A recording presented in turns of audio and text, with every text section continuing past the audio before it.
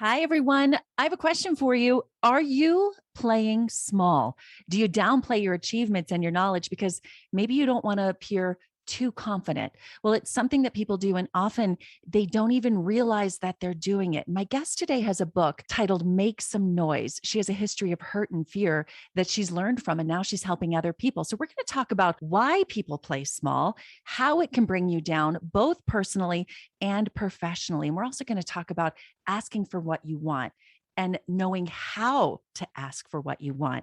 And I want to be sure that you join the newsletter, jump on my website. There's so much that we're talking about that can help you with your family, your health, and your mindset. But get ready to be inspired as I talk now to Andrea Owen.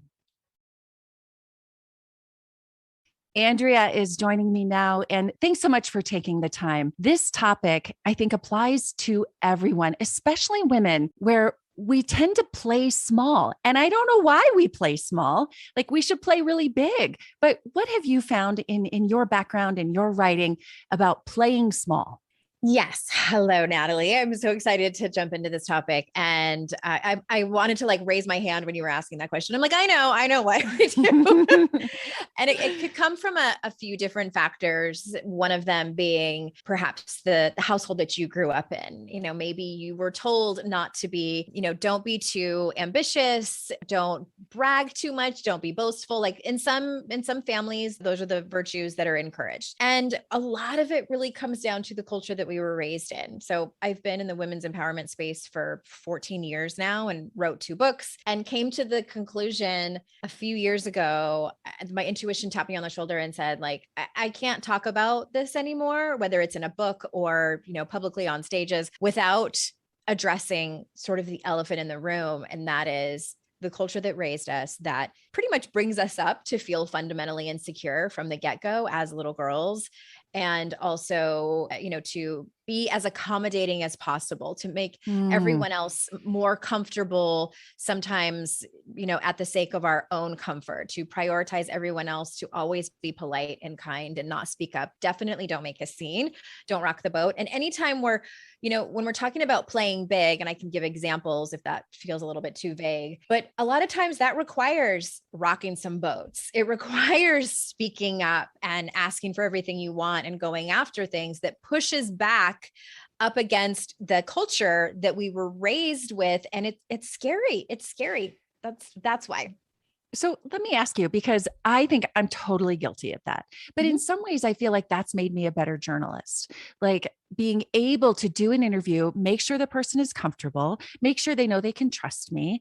At the same time, pushing just hard enough that you get good answers, you get real answers, you get to the truth. But I guess my question with this is, where's the balance? Like we do Right. want, ultimately, I Mhm. try to teach my kids. I have 2 girls and a little boy. Like you do want to have that humility and to not be the first to speak, to listen before you speak, all of those types of lessons that we want to teach.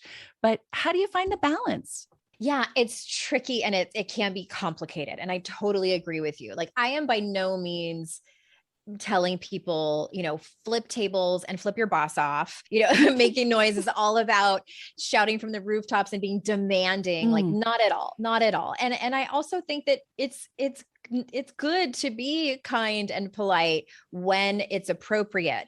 But finding that balance is all about looking at, where are you stopping short in your life? Where are you hesitating to ask the harder questions mm, because you think it might be a little bit inappropriate for a woman to ask it? Where are you not negotiating a raise or bigger projects at work? mm, Or if you're a business owner, raising your rates for the services that you provide because you're worried about what people will think.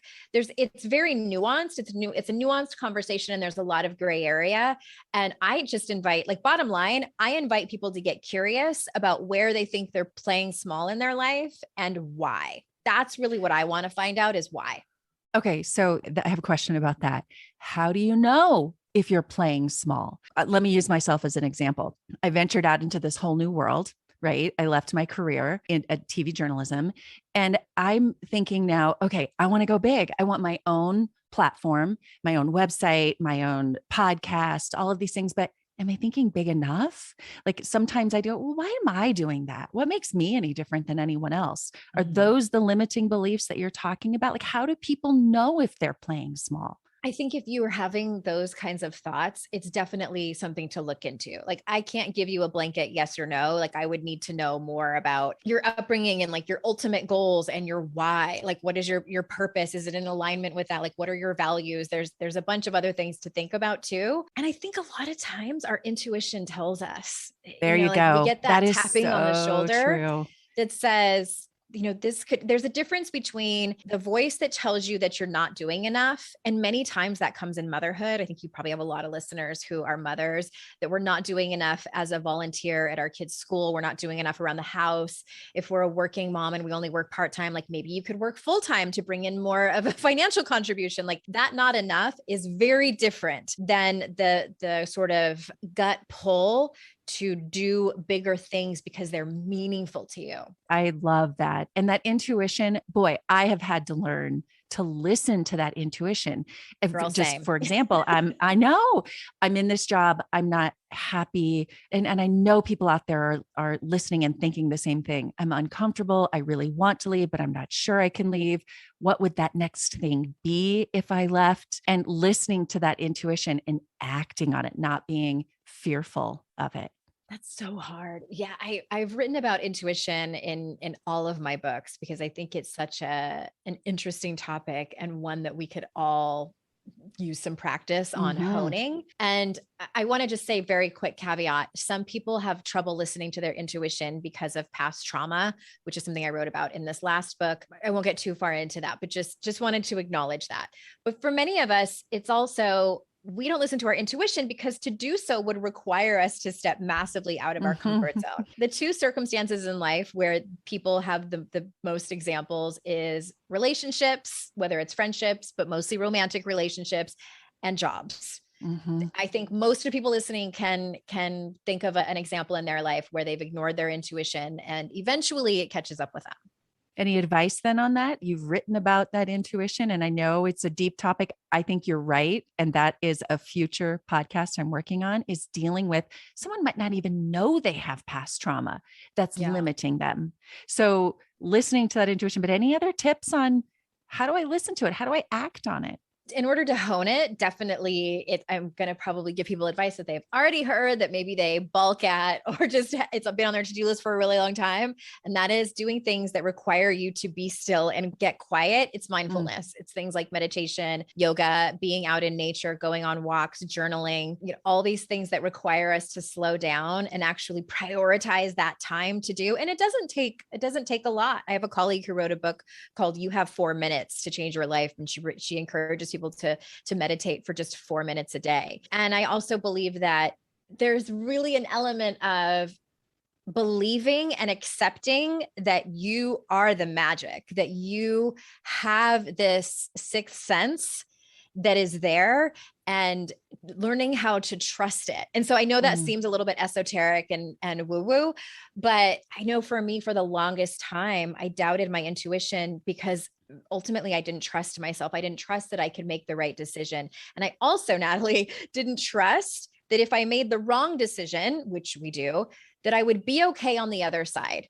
I felt like, it was going to be the disasters of disasters if I made the wrong mm, choice. And so it was building that resilience to have more confidence that I would be okay if mm. things didn't work out, because sometimes they don't.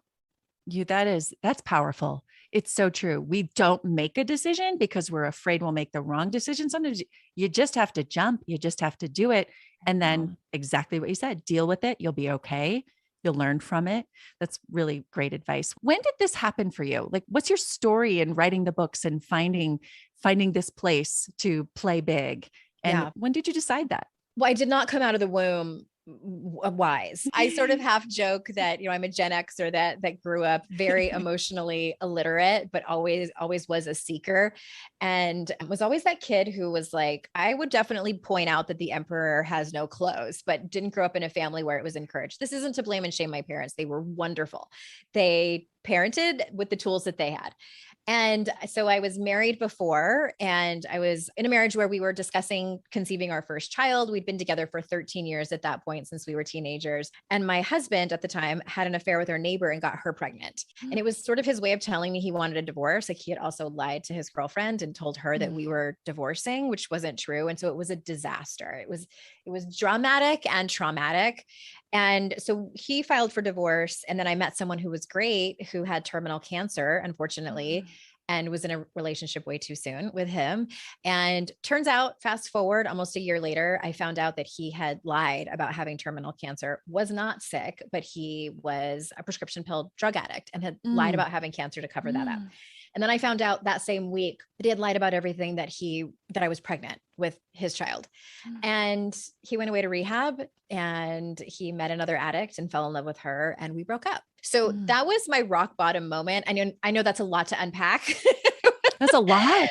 Yeah. It was a lot in a short amount of time. And so it was literally like on the floor in the fetal position. I know for a lot of people, it's like on the bathroom floor. For me, I was in my bedroom on the phone with my sister, and just thinking to myself, like, I had a quiet moment. It was almost a spiritual experience where I thought, okay, this is it.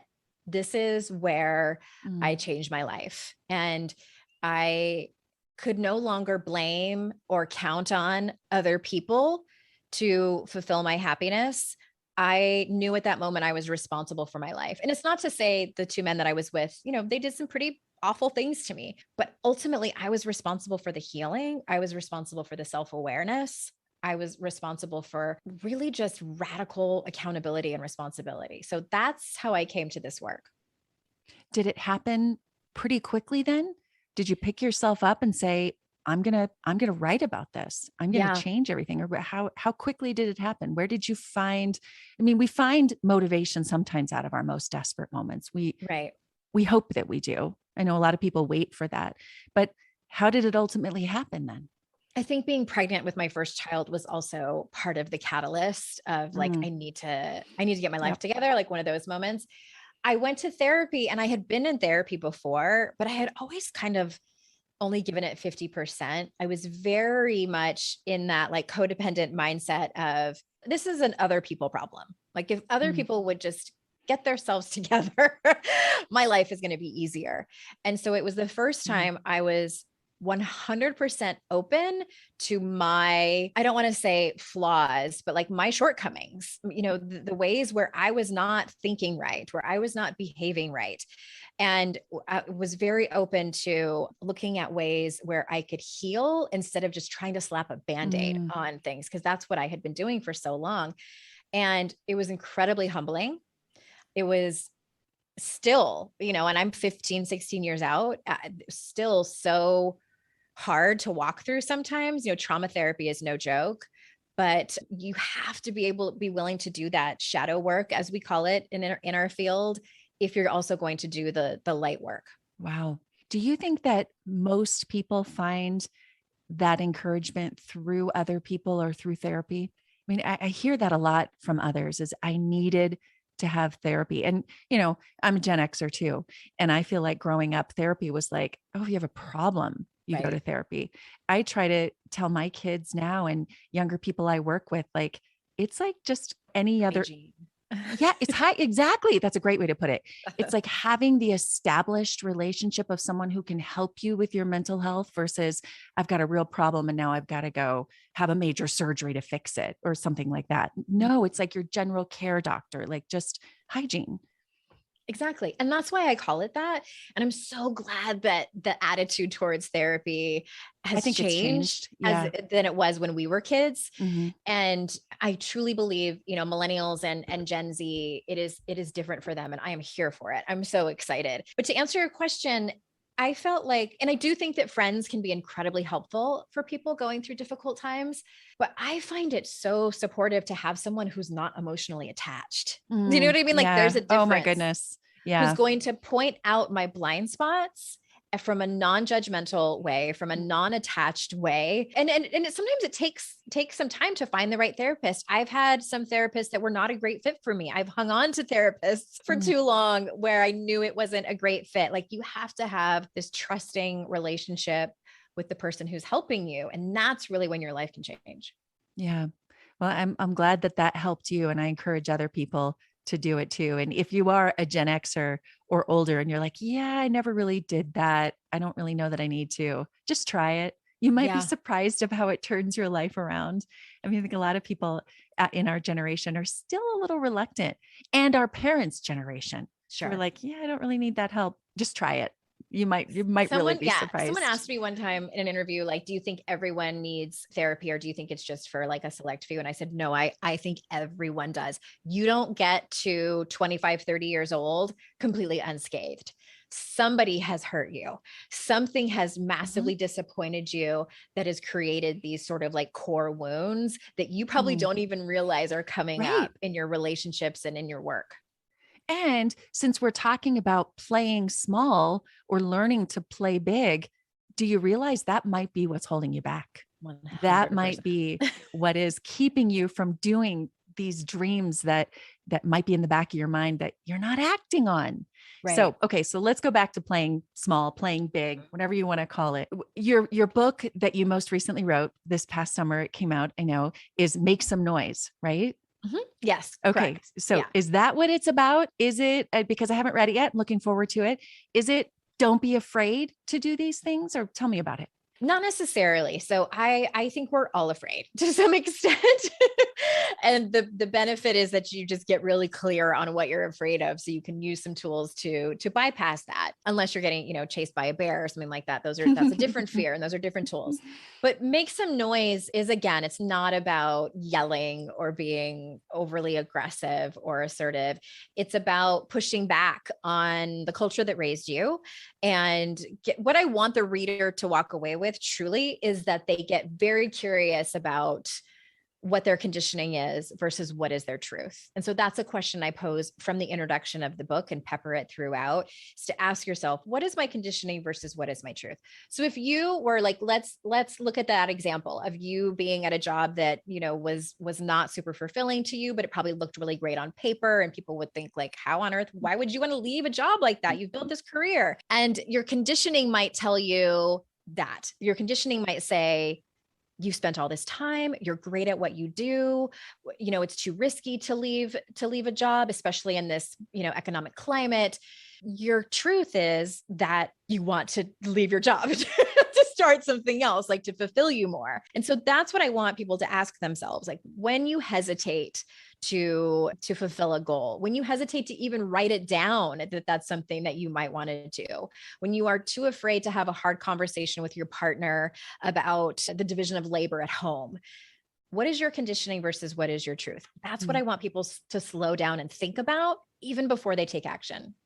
yeah. And the first step, as you said a moment ago, is just having that stillness to be able to know what those truths are. I Right. mean, I have found myself in such a busy, crazy part of life where I don't sit down and I'm better about it now, certainly, of being still and knowing what my truth Mhm. is and actually acknowledging what that is instead of just staying so busy that I don't have to think about that. You know what I really feel like for women, I'm talk to the women here for just a second. Many of us, when we sit down and think about it, or we're asked powerful questions, we are afraid of our own power. We are afraid of all the things that we could be, do, and have. And a lot of it is because it's been conditioned out of us. And, like to be very ambitious, to play big, to take up a lot of space, that is for boys and men. And Mm, even like the most progressive women I've ever met, who you would never think would believe that, it's not that they think it sort of conscious logically. It's these deep core fears and beliefs that we have that come from childhood, mm, that and sometimes we're not even explicitly told, don't speak up, don't be too loud, you're better seen and not heard. mm, No, but it's mhm. it's it's just kind of the air that we breathe as we grow up. Yeah.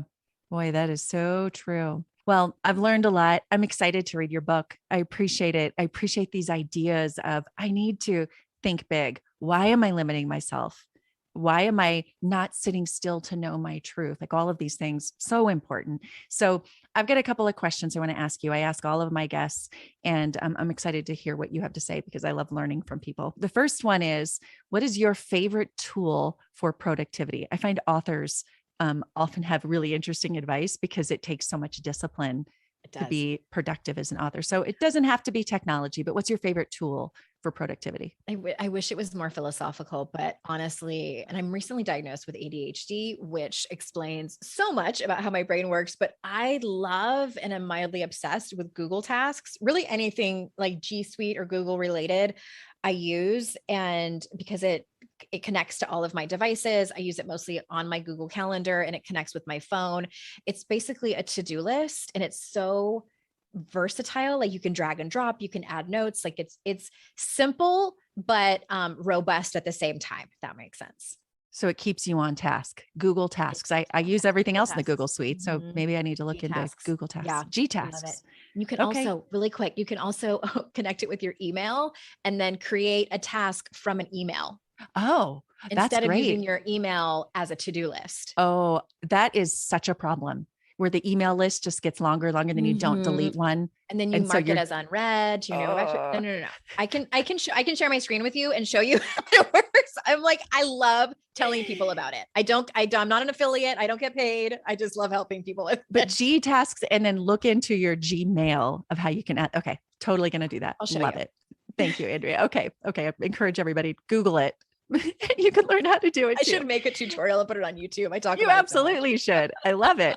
Okay. And then my second one, you already went into a little bit, but I want to hear when you knew your purpose. Was it when you hit rock Mhm. bottom? No, you know what? Like, I love this question because I feel like people get really hot and bothered with like finding the one thing that is their purpose. And I had a really hard time with this when I became a mom because I always thought I would love being a stay-at-home mom and thought that that was going to be the thing that fulfilled me. And it turns out that it didn't. And I had so much guilt and shame about it. So finally, one day I realized it's just that I don't love the job of being a stay-at-home mom. I love being a mother. I love my children like the next mom. Doesn't mean that I love the job as a stay-at-home mother. So what I have decided on is that my purpose is my entire path, my entire journey of life. My philosophy is that we are here to, talk about our pain as much as our joys. We are here to connect with each other. And essentially we're here to walk each other home, at the end of our lives or other people's lives. And that feels so much better to me than like my purpose is being an author. My purpose is being a mom. My purpose is being a wife, which is great if that's your thing. But my purpose is just my path, my journey. That's a really good one. It's really good. And I think for a lot of people, we struggle with this of, I don't know, what is my purpose? Well, of course it's being a mom. It's being close to my family. It's my faith. It's all of these things are part of that big journey you're talking about. Yeah. It took a lot of the pressure off for me when I decided that. So that's really good. I love that. Thank you. Okay. Where can people find you? Website, books, social media? I know they're going to want more. AndreaOwen.com. And AndreaOwen.com/noise is where they can get bonuses around the book. If they're interested in buying the book, there's a lot of bonuses there. And I have a podcast called Make Some Noise. So it's easy to remember that it's called the same thing as my book. And online, I hang out a lot on Instagram. Hey, Andrea Owen. Great. I can't wait to listen to your podcast too. Thank you. So thank you for making some noise. Thank you for encouraging us today. And I look forward to talking to you again soon. All right. Thanks again. Thank you for joining the Natalie Tisdall podcast. You can follow along on Instagram and at natalietisdall.com. Subscribe to the show to catch every new episode and leave a review so I can continue to bring you fresh content. See you next week.